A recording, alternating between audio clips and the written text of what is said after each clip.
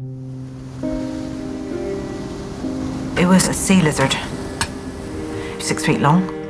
I was only 11 years old. It's in the British Museum.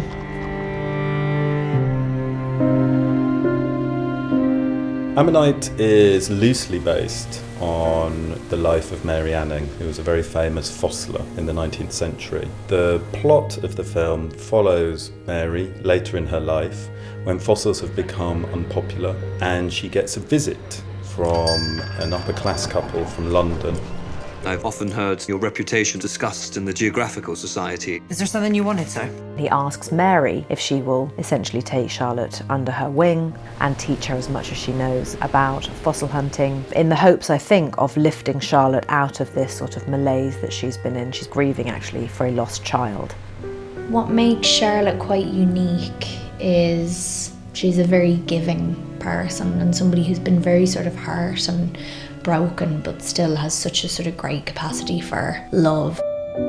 I wanted to explore this woman's life who'd never been recognised in her own lifetime. But I am obsessed with human emotions and relationships, and I wanted to give her a relationship that felt worthy of her.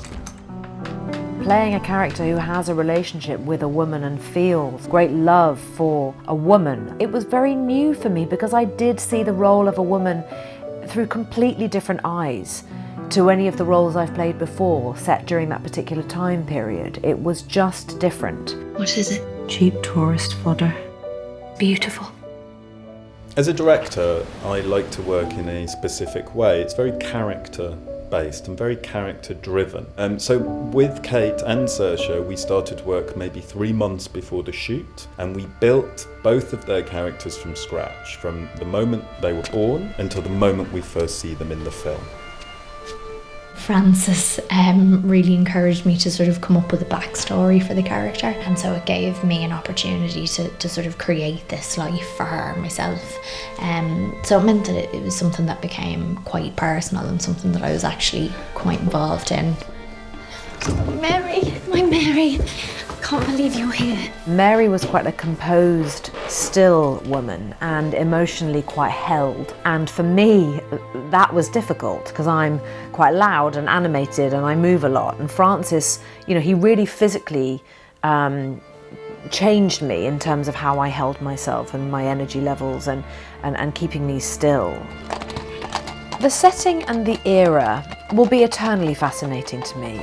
I mean, how on earth women functioned wearing those layers of clothes and the corsets, oh my God.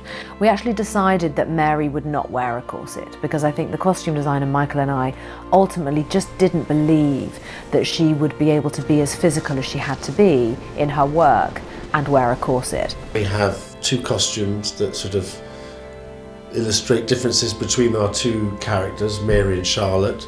Mary, underneath the skirt, we have trousers for a more practical way of climbing about the rocks and collecting the fossils. There was a theme that Francis had with knitwear, and so we thought, well, logically, it has to be a fisherman's jumper. And the idea was that it was something probably left over by a family member. This is Charlotte. Everything was about blues, greens, everything to do with the sea. Also the ribbon in the bonnet, the straw, are transparent so you can see through the bonnet. The only time we use red is when it represents passion. The first time you see Mary not in blue or in black is when she goes to London. I don't like any fakery, so I don't like stunt doubles or hand doubles. Both Kate and Saoirse had to learn everything they do in the film and do it for real.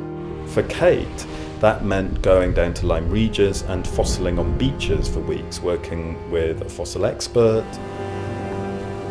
Walking away from playing the experience, I was the most inspired by Mary Anning than I have ever been of any character I've played. And I've been doing this job for 26 years. It's important to tell Mary Anning's story now because I think now more than ever we're living in a time where women on the whole, I think, are absolutely obsessed with other women.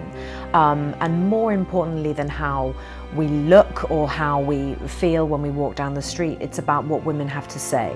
And I think the stronger female voices we have, and I think the more examples we have of great women in history, the more inspired we will feel, I think, as a community to support one another and to encourage one another and to inspire one another. And that, more than ever right now, is important.